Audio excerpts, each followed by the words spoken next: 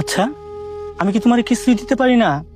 তোমার জামা ছিঁড়া গেছে, সেই জামা তোমার সেলাই করে পরতে হইব? জামাটা তো এখনো নতুনই আছে, শুধু একটু ছিঁড়া গেছে। আর সেলাই করে পড়লে কি হইব? শুধু শুধু টাকা নষ্ট করার দরকার আছে?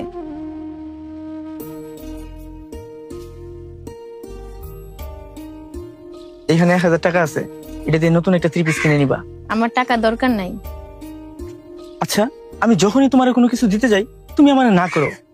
আমি গরিব ঘরের মাইয়া, অভাব কি জিনিস আমি জানি। আমি নিজের চোখে দেখছি আমার বাবা কত কষ্ট করে আমগো সংসার চালাইতো, কত কষ্ট করে আমগো লেখাপড়া শিখাইছে। আর বাদ দেন এইসব কথা।